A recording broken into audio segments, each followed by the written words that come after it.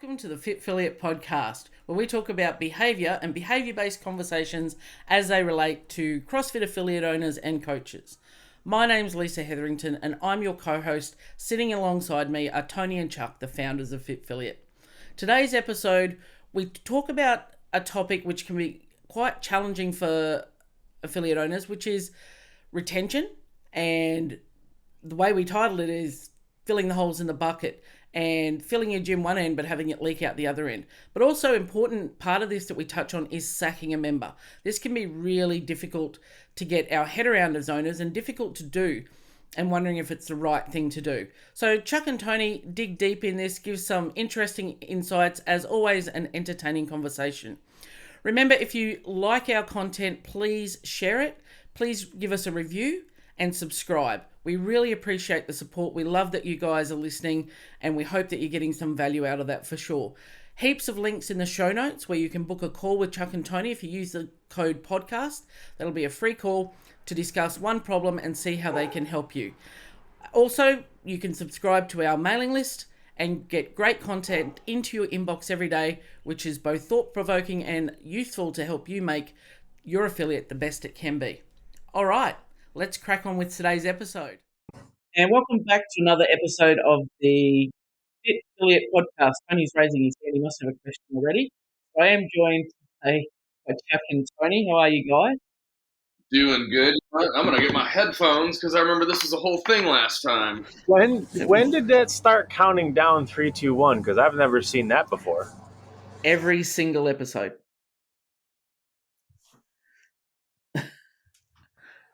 Every single episode. Have I ever seen that before? Oh, there you go. That's why I have that little pause before I tell you, all right, let's get started, and it's just that little thing that's happening. We learn something new every day.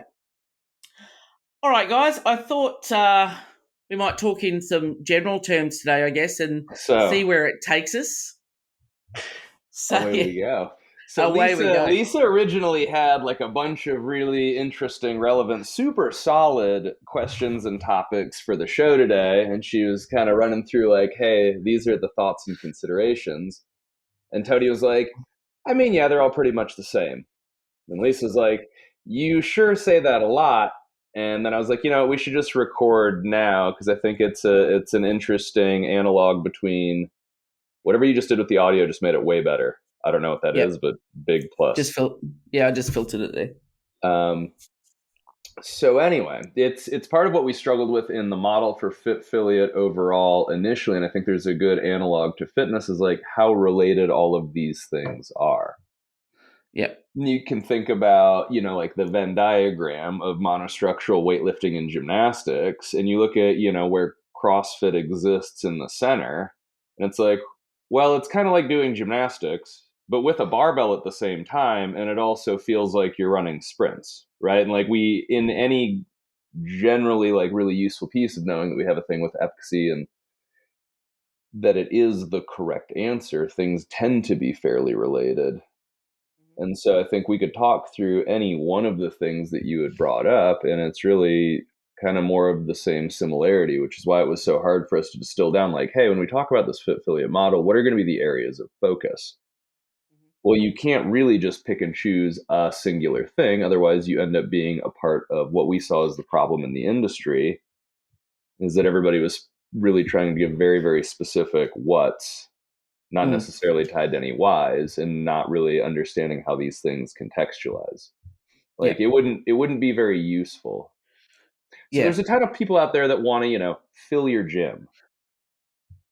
Yes. But if you have a terrible retention and attrition and churn are a big issue, well, then what's the point of filling your gym? It's like trying to pour water into a bucket with a giant hole in the bottom. Okay, let's assume that you don't have any kind of retention and attrition issues, but like maybe your coaches just aren't very good. And so you're not really solving people's problems. So the gym gets filled, people aren't leaving, but they're also not having the fucking goal accomplished. And so like that also sucks. And anyway, it was just an interesting thing that crossed my mind because everything is exactly the same in most things, or at least has enough like commonality to be related. But I figure we could probably start with like the first one on there, and that was how to know. Well, you can phrase it back to me so that I don't mess it Yeah, up. We'll just we begin just at the beginning. begin at the beginning while we wait for Tony to jump back on. It is about when, why, and how you should sack a member, which is always something I think that affiliate owners struggle with, because we're trying to keep members, not actively get rid of them. Um, So the best answer is to not have it happen at all in the first place. And that's generally, we talk a lot about the idea of onboarding isn't necessarily teaching handfuls of foundational movements. Onboarding is the screening for like culture, community. Are you a good client? Is this a good relationship overall? But hopefully you identify those things in like a consult. Um, Mm. if you think about like approaching it from the overall capacity limitation and then start framing things through like, how do I know that you should be here for the benefit of everybody else, it will generally serve you better in the front end. But most people end up like a day late and a buck short, and you don't know what you don't know because you start out and you're like, you would like to give me money to work out very hard in my warehouse, come on down. And then you're like, God, you're a fucking asshole, I don't know what to do with you. I don't know what the impact of this is going to be. Is it just that I lose your dollars, or do I piss a ton of people off, or is this a thing that's problemsome for everybody? And then what do I do about it? So before we get into what to do about it, I would at least consider like, the general that we have people run through is like, is this a problem? Or are you making it one? Is this potential problem client, are they problematic to you specifically individually? Are they problematic to the coaches and other staff? Are they problematic to one person on staff? Are they problematic to like other clients? What are the areas of problem for this client? Is it something that could potentially be objectified, and was an expectation set in advance? Mm. And those are important things to run through because at the end of the day, like most people that are shithead clients, very, very few of them really actually need to be fired. It's kind of like, when we first jumped on, we were talking about your new puppy, right? And Yep. what is it? It's that like she really just wants attention, and sometimes she acts Yep. like an asshole to get attention. And so Yep. that's worth noting is I think a lot of the problem clients that at least get referenced in most of our consults and coaching calls and things like that, the problem clients seem to be more often than not, and correct me if I'm wrong, OG clients that have been through like a couple of seasons of the gym's like lifespan and growth, and especially a couple of seasons of the owner's personal Mm. development and growth. And so like maybe it was that person that was buddy. You guys were like just kind of garage gymming together, and then you decided to make the dream real. They kind of came along for the ride. They were early on, but like, man, this thing is very different now than when we first started. And like, are you actually a problem, or do I just have a problem with how this is really kind of panned out? Yep. That's enough for me for now, because that's been like a lot of just talking. But Yeah. yeah, I'm curious just to like let Tony kind of get some thoughts caught up at this stage. We can just go back and forth. Yep. Well, I mean, frankly, you just filled all the time while I reestablished my position in the universe over here as I moved from outside to inside, because as fate would have it, they decided to do the lawn mowing one. We decided to record a podcast. Always the way. I mean, respectfully, there's so many moving parts of when you should can a client that I don't know as though there's any real degree of context that could come from just a default prescription of like, this is when you should fire them and this is when you should not. I mean, the assumptions that could go into that are what are expansive, but it's the 90-10 principle, right? I mean, 90% of relationship is built in the first 10% of the relationship. And so the bulk of most clients that need to be terminated or that people would like to terminate, I would always ultimately assume that they had likely failed in the first 10% of that relationship. And so you can't assume that the rest of the 90% is just going to get better, right? At some point, what you did in the beginning is going to manifest itself and become a problem later on. That doesn't mean that there still can't, that just because it was your fault in the beginning, they still can't be terminated. In fact, many of the times, because it goes so wrong in the beginning, you bring them in, on an unlimited membership, and then you change your model, and then they don't want to be changed to that new model. Like, the solution is simple. Ethically, you both should part ways, right? Like, what's the point of a tug of war between each other over a new model and a conflict when you're trying to move to something that your business needs to do, but you have a client who's willingly and actively trying to exercise their best interests over the needs of the company.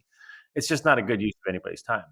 They could probably be happier working out someplace else, and you'd obviously be much happier moving on to something new, right? And I think that's really where when people say I want to terminate a client, that's usually what it comes down to, some degree of that, right? Like, your prices change, your beliefs change, your model changes to some degree, whether that be like you change the programming, or you change the standards, or you change the format of how your classes are run, and somebody's mad, right?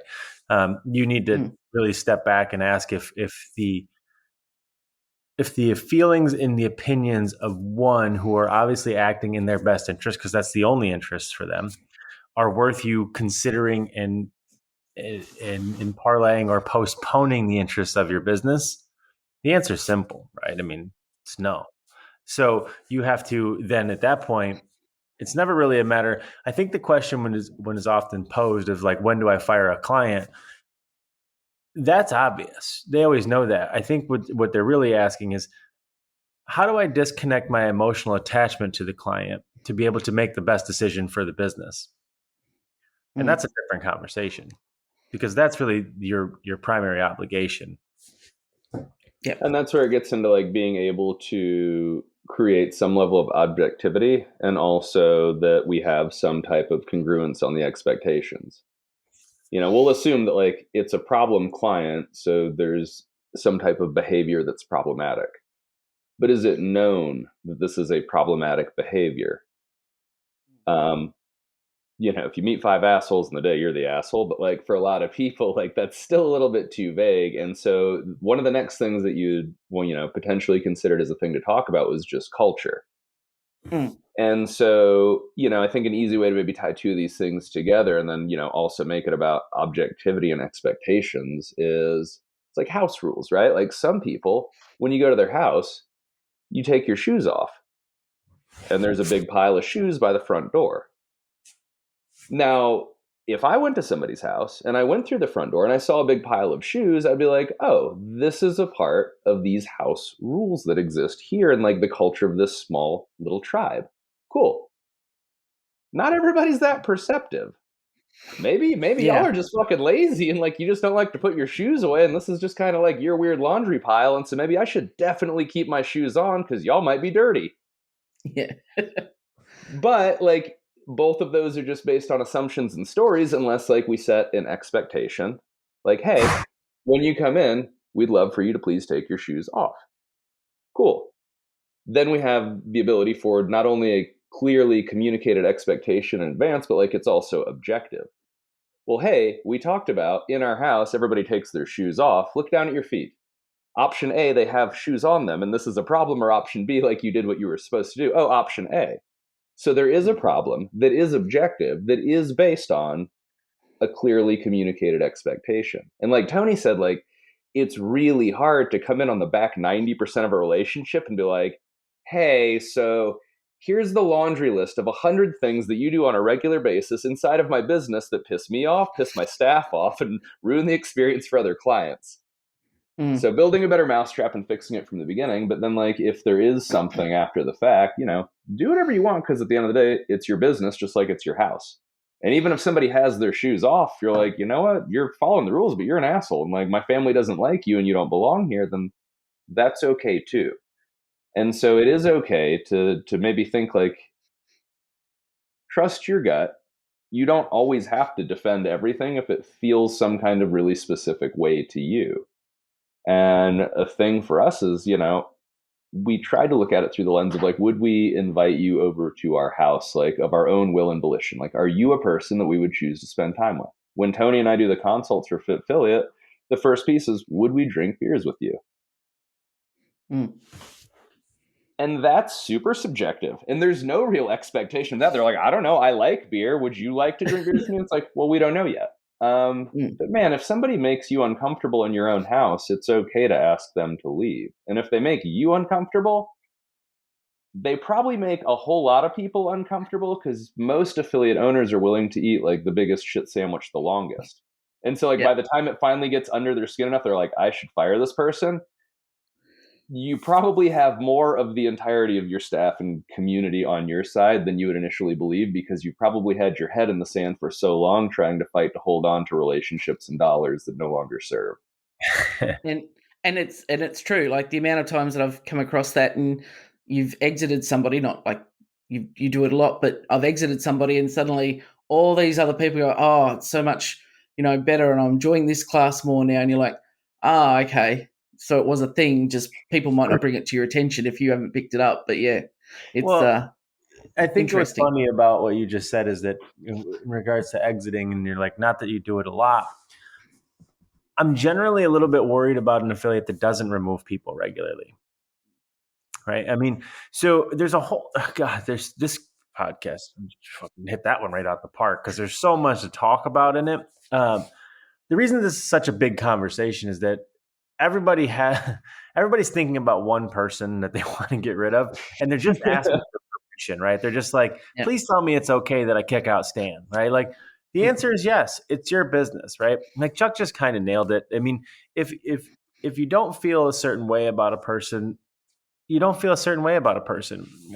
As a human, emotional intelligence is an interesting thing because it's essentially subjective, right? I mean, it's not like you can objectively improve your emotional intelligence. It's just that, like, do a lot of people seem to like me? Yes, no, right? Like that's pretty much what it comes down to. Yeah, I think one of the big problems for affiliates is that you get into this to do fitness and to do exercise, which is very scientific in nature and data driven. And then you find yourself in possession of essentially like almost a therapeutic sort of position where you're just like, whoa, this is way out of my scope. And like most affiliate owners find themselves being like, I'm not really that good with people. I'm really good with like thrusters, but and so that's a skill set. So like Chuck said, if I were the assholes, you're the asshole. So, if you're here and you're asking how to get rid of a member and like the answer is that like everybody's the asshole and you want to get rid of them all, well, then you're probably the asshole.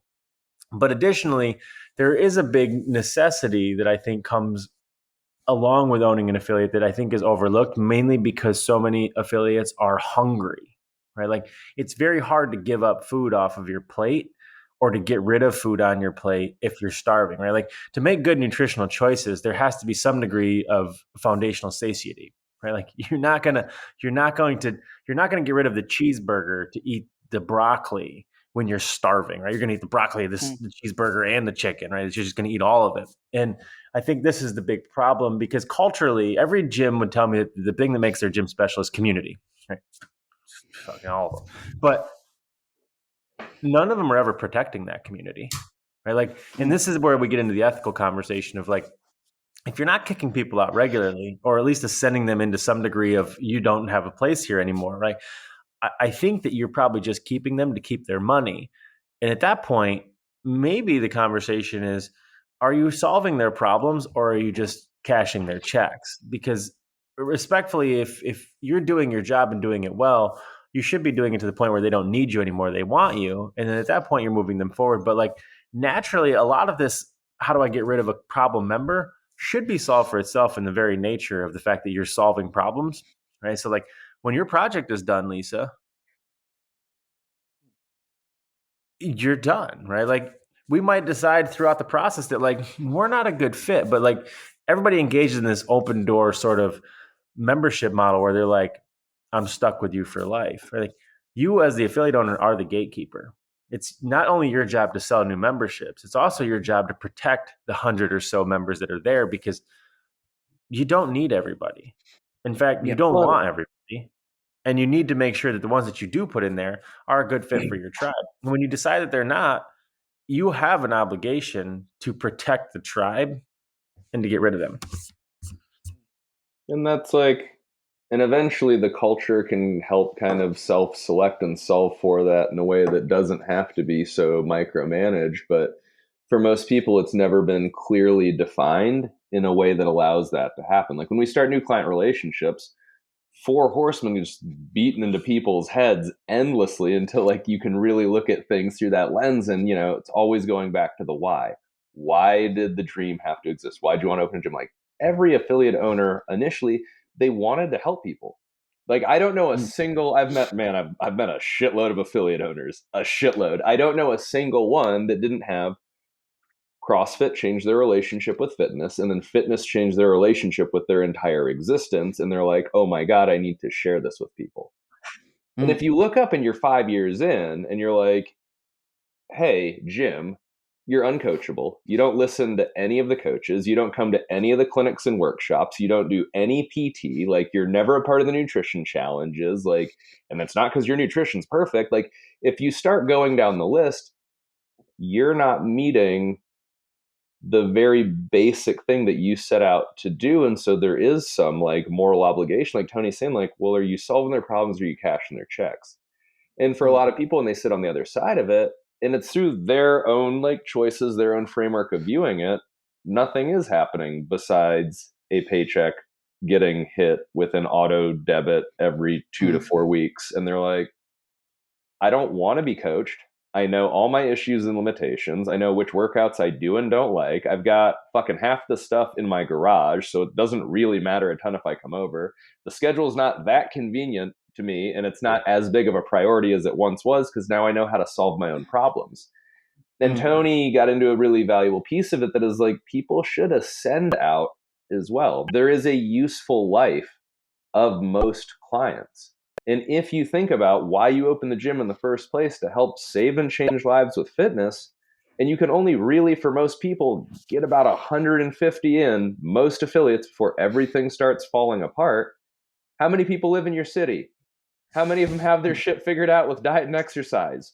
Cool. If you can only do it 150 people at a time, like if you're not getting PT, if you're not coming to clinics and workshops, if you're not coachable, like if we're not engaging in this in a way that lets us actually help you move forward, then we're just taking your money and it sucks for all of us. And like, we can still be friends. We can still hang out and kick it. You want to come and do Murph with us because you're bored working out in your garage? That's great. But like, if I taught you all the lessons that I needed to, it might be time for your next season of this. And you'll probably get off track. And if you need a tune up, we'll be right back here waiting. Yeah. The very nature of intention versus acceptance, right? Like one of the most powerful and frustrating questions that we ask all of the clients is like, what's the end game, right? What's your exit strategy? Where do you want to get to? And the reason why that's so important is not because I want you to visualize like the terminal end or like what that's going to look like. It's that like, if you don't know where you're trying to get to, you're not going to know whether you're on track, right? And so as this applies to your clients, it's the same thing, right? So if you don't start your business knowing what you want your ideal business to look like, you're just going to stay driving, right? You're just going to stay in pursuit. And then what you're really just going to be doing is starting to just collect people. And inevitably, when you just start collecting people, you're just going to start collecting assholes, right? Instead of looking for the right people. But like, if when I say, Lisa, tell me the end game, you're like 100 people, target ACV 275, right? And you tell me a little bit more about it. Like we know that we're going to need to be very selective on the front end because there's going to be a very specific type of person that you're looking to work for or work with. Right. And like that allows you to be very selective with the nature of people that come in the door. And it allows you to be very successful with the nature of the process in which you put people through. Instead, nobody ever begins with the end in mind. It's they're just like, we're open, right? Like all are welcome. And respectfully, like there's some honesty in that like we do need to help as many people as possible, but like you can't do it. It's impossible. Right. And attempting to do so or convincing yourself or them that you're going to, really gets us very close to an ethical conversation, which is one that I will always provoke with all of our clients to be like, why are you doing it? Right. Like why? And most people can't defend why they do what they do and charge what they charge. They're just like, I need more. Right. Like if you look at this from a financial framework, people are always after more money. One of the big things for us with the clients is like, okay, how much? They're like, what do you mean? I'm like, what's the number? Right. What is that number? Then they'll throw out like $1 million. Right. It's like everybody's even number. I'm like, what does $1 million do for you? They're like, I don't know, but it's a hell of a lot more than I got right now. Does that count? I'm like, Anything would be better. yeah, Anything. right. And I'm like, the answer is no, it doesn't count because essentially it's not getting you to anything. It's not. And when you get there, you're going to find yourself in two places. One, looking for more, and two, terrified that you're going to lose it. Right. And so we need to know what the number is because you need to have an end game because how you get to that point matters. Right. Like if you think about it as GPS, if I was trying to go to the West Coast, right, like it's very easy to just get in the car and drive west. I'm probably gonna. There's a really good chance I'm either gonna end up in California, Oregon, or Washington. Right? Largely, I'm probably gonna end up in California because it's the biggest. But if you wanted to get to San Francisco, you got to be very specific on how you're going to get there, right? And like so, in the path you take, in the route you take, and the things you see along the way, and the things you're going to encounter would be very specific. Probably much different on the way to San Francisco than they would be on to like San Diego or Seattle. And really, what you'd encounter is that like ideally, if this is talking about your clients and you're like, this is I want 150 people, this is ACV, et cetera, like there's towns you're going to stop in and there's towns you're going to fucking speed right through. And that's really the nature of like how you guys end up collecting jerks along the way is because you're like, well, I didn't really know what type of people I wanted because I didn't really consider like, because when you know that like I can only have 100 people in my business, period, you're probably not going to let people through the velvet rope as quickly. But if you're like, more, I'd like more, right? Like, why? Well, because I'm broke. That's why. I'm like, okay. But like, you're going to continue to be broke because you're going to keep spending, et cetera. So knowing where you want to get to lets you decide where you're going to drive through, right? And that allows you to really very much dictate like the things you're going to see, the experience you're going to have, the trip you're going to take. And I think that's really where we end up with this problem with clients. We're like, I need to get rid of Susan because she sucks. I'm like, well, she sucks because like you just threw out a big net and now all of a sudden you got a dolphin in there instead of the tuna you were looking for. Right now you're like, what do I do with a dolphin? Well, you throw it back. You don't just cut it up and be like, no, it's tuna. Just don't look at the bones, right? Like, and that's really what ends up happening. Everybody's like, oh shit. I mean, that tuna, that dolphin weighs 5,000 pounds. I don't keep it. Right. So that's really, and I'm like, you got to cut them loose, throw them back. They shouldn't have been there in the first place. I think it would be really helpful for a lot of affiliate owners to realize that they're for most affiliates, they exist much closer to their actual operating capacity than they would ever imagine. How many people do you know, regardless of the membership number that they're at, they feel like they are stuck at this plateau that fluctuates like generally 7 to 12 members in either direction ad fucking nauseum, like forever. Yeah. And it's like, cool, that might not be the operational capacity of your space. That might not be the operational capacity of your equipment, but like for your skills as a leader, for the skills of your team, for the skills that came into the systems, the processes, like for whatever reason, most people, if they could really just step away and be like, you know what? We're really fucking good at getting to 75 people. Man, we're really bad at getting from 75 to 100. Or the same thing from 100 to 150 or whatever. Like every gym has its number where based on the model, the pricing, the people, like the fucks given, for whatever reason, that's homeostasis. And it's a little bit different to view the existing clients, the existing culture, community, like the entire sales process, all of it around like, you know what? We can only really do our shit the way that we do our shit and do it well at this number of people. Yeah. So now I need to look at every person that exists within this ecosystem, be like, if it's going to be you or somebody new that might be a whole lot better, that's a different way to view it. But also for anybody that's coming in, if you're like, you know what? If you come in, something somewhere slips and I am much more likely to lose one of the ones that I do have right now. Are you worth me potentially trading out somebody that exists on the inside? Right. And so that might be a useful way for like, you know, I've never really thought about presenting it that way, but that's probably a helpful construct, not just like to kicking members out, but also like tying the entire thing together. Cause like, you know, everything is the same and it's all super related. What if you are hard capped at the membership that you're at right now, but you had to make it work?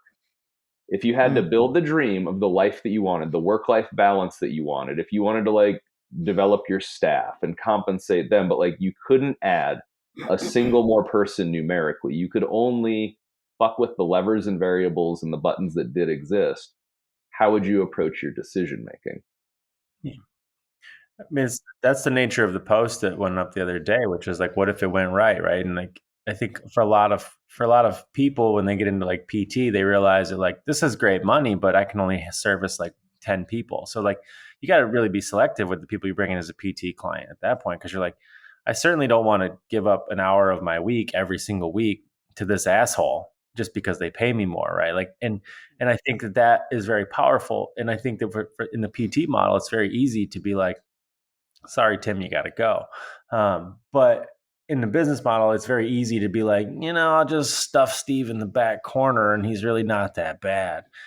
And there's a lot of people you're doing that to. And that's kind of fucked up. But that aside, there's a reason why we start all of the clients unanimously at the four horsemen, why just cause, mission and values. And like, respectfully, it's always an interesting conversation because when new clients come in, like, you're obviously in dire situation, right? Like bleeding out, like you probably haven't eaten a whole meal and I don't know how long, let alone slept at night. So like, we're like, great, let's talk about the four horsemen. And they're like, fuck you. Let's talk about putting people in business. Let's talk about leads.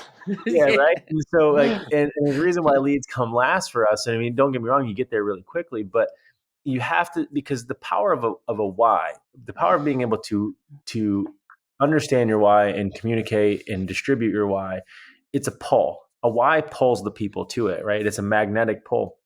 And really what ends up happening is that once you understand your why and you're very clear in your why, this whole conversation almost negates itself, right? Because all a why does is pull the right type of people to the right thing. And there's a reason for that. And frankly, it's the reason why a why is so powerful, but also so confusing. It's why for most people, like the power of why is so woo-woo to them because you can't communicate it, right? It's that limbic part of your brain where it doesn't really put itself into words, but like it for sure feels it. Like Chuck said earlier, like if you feel a certain way about somebody, other people probably feel it too, right? Or here's the other problem. Somebody else's why might be running prevalent inside your gym, right? And we see this a lot. Oh, get him.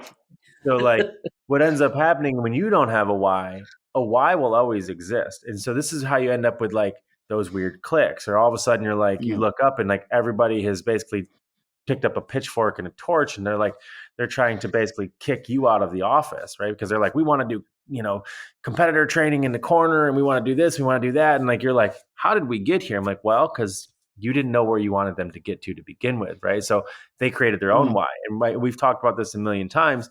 If you don't have a why, they're instantly going to be distracted by what, right? And that what is very much the same stuff. Competitive training, the games, the open, the programming, that you don't have comfortable toilet paper in the bathroom, right? Like, you name it, the distractions run rampant. But the power of why is magnetic, right? It pulls the right people to the right cause. It's how people become early adopters. It's how you get to a tipping point. It's how you bring the right people in, because the tribe drives the whole thing forward. But without a why, you don't have a tribe, right? And so the reason why we start everybody there, reluctant as they may be, is as soon as it clicks, all of a sudden it starts solving for this whole problem, because they're going to see themselves out. Because like we've all been in a situation where we just don't feel right? Like personally, we're like, yeah, this seems like a great place. It's not real comfortable. So you just leave, right? And that's the value of a place having a very clear why. Like the people who belong here feel at home here. The people, and it will alienate the shit out of everybody else.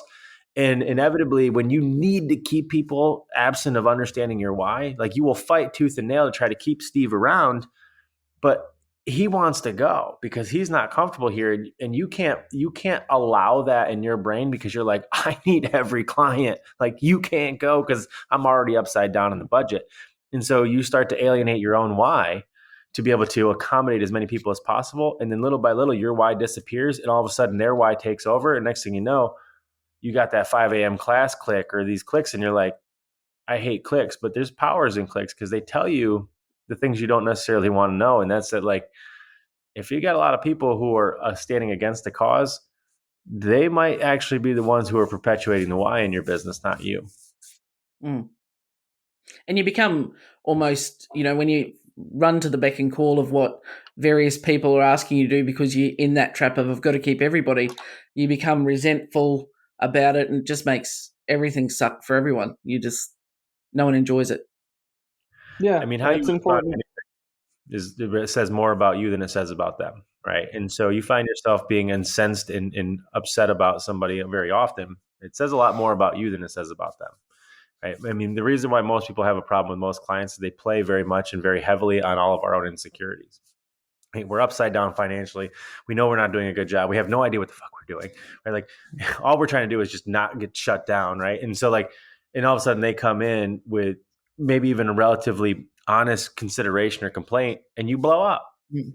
That says more about your situation than theirs. Yep, for sure. So when we talk about that culture and building that culture and understanding our why really drives that, and looking at how it works, how do affiliate owners, as a thought bubble, develop their confidence in being a leader to actually, create that and stand that and say, hey, no, this is, put their flag in the ground, and this is why we're here, this is what I want to do, and not all of you are going to come with me on the journey. Well, if you don't stand for something, you'll fall for anything. Yep. And I think it is like it's sitting down and doing a little bit of soul searching about, anything. Like, what are the things that your non-negotiables are? Like, what are the things that you feel so strongly about that it's impossible for you to find like the middle ground in the continuum, or like the gradient on the scale, so to speak. So it's at least helpful for figuring out, like, at a bare minimum, what are the things that, like, that you won't tolerate. And like the view of, the house rules, like, nobody's allowed to stand on the dinner table. Like, do you have some pieces in your gym that are like non-negotiables for, that culture to be able to take that why and make it something real? For us, it was like PMA, positive mental attitude. Every cloud has a silver lining. Look for it. And like that was up on the wall. And like for us, like just being negative was a hard fucking no. And like Tony's saying, like if you can really have like some pieces of your own, like, how you see this thing playing out with your core values and like the mission that you're really on and the why that it all kind of coalesces with, then like it solves for itself. Because when somebody comes in and they try to be a negative shithead and they get shut down by like the people in class with them, they get shut down by the coach, like they get shut down, like eventually that person's like, oh, if I'm going to be here, like I either have to assimilate to this thing that, like, man, it's pretty hard to argue against that one. Be like, no, I want to be negative. Like, why? Yeah. And if that's a thing that you're attached to, it's not going to fly here. And so, just that would be the easiest thing, is just figure out like what are the stand on the table things for you. Like, what are the things that you're like, this is something that matters to us? For us, it was that like fitness always had to have a true component of health. Mm. That guided a lot of how we like move people through our program and how we ascended them and like where we place them in like our own ecosystem. And like, because your health long term mattered, like I had athletes that I would have pull out of competitions. Like they would release the workouts and I'm like, nope, this is disproportionate risk and reward. Like I don't need you to go to a fucking Wendy's parking lot at 3 o'clock on a Saturday and fuck yourself up because like these guys are idiots. No, it's not going to make you better. It's not going to make you healthier. So it's a hard no. We never did a 5 a.m. class. It's not that there wasn't insane demand for it. That's probably the easiest class time to fill. It's probably the one that makes the most sense on the books financially. But we got lab work, and people that worked out at 5 in the morning were disproportionately less healthy than the people that worked out at 6, by like a way that was like statistically significant. We're like, hey, if this is a thing that we hold true to, it's not about the dollars. It's not about just like giving the market what it wants. It's giving the market what it needs. And so the more of those non-negotiables that you can find based on your own values and the why that you're really in pursuit of, the more it starts to solve for itself, and you don't have to feel bad about it because like they're principled things that you stand on. There's nobody in my life that's just a negative shithead. Like nobody, because they get challenged on it. It's like, cool, defend it. Defend your fucking pity party. Defend your victimhood. Defend looking at how terrible it is when there's so many people that have it so much worse than you, and like they can't. It's like, okay, well then I don't feel bad about having communicated these things and giving you the option to like, you can come over here and do this thing and I promise you it's better, or Mm. you can do this thing. And that's cool, but we're not going to hang out and kick it. Yeah. Yeah, it's just not a good space to be in, and to be in that, then you feel like you go through that whole cycle of, why am I even doing this? Like, Well, and maybe like that at least lets us kind of like, start to wind this down with like a more actionable to do is when you figure out some of these things that matter to you, is the expectation something that's communicated to everybody else involved? If it's not, you're going to mm, be unhappy. Basic happiness equation shit. And then for the new people coming in, is this a way that you look at a part of your onboarding process? Is there like a deliberate piece of how this thing is laid out to move somebody into your tribe, your ecosystem, your community, and be like, hey, people like us do things like this, mm, just so you know. And then it's really like, I think everybody looks at like their 3 month kind of like churn danger zone, and it's like, mm, nah, man, they've got a quarter of a year to prove that they're the right person and they belong there. Because like, if mm. not, and we know we're at a basic fixed number of where at least this operation, for whatever reason, tends to exist at, cool, man.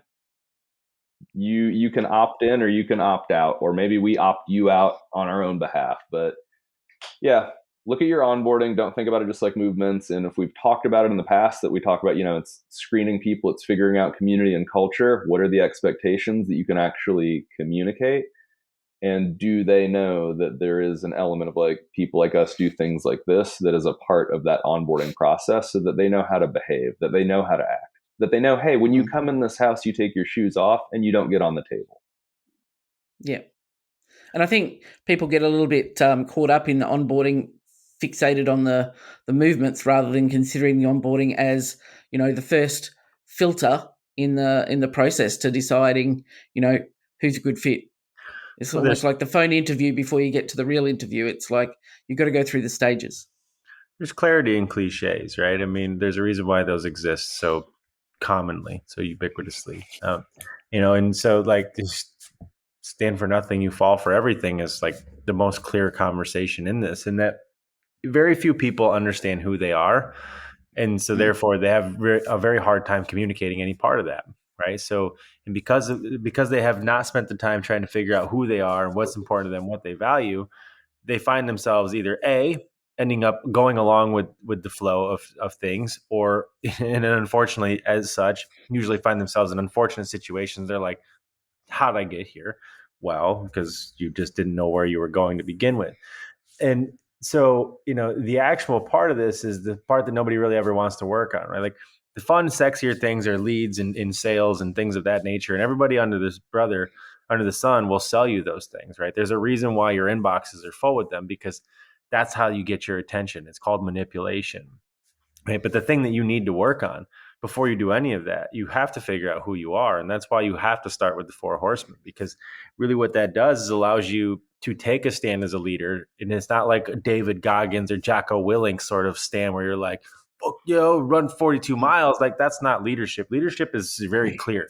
It's these are the values. You're with me or you're against me.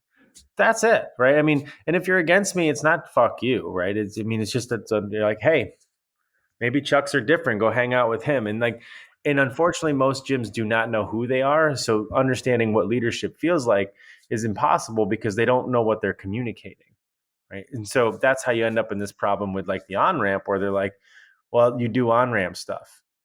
What does that mean? Well, I don't know, the stuff that I'm supposed to do in the on ramp. But when you know who you are, then you can consider, well, if people like me do things like this, these are the type of things that I should probably convey in my first interaction with a new potential client.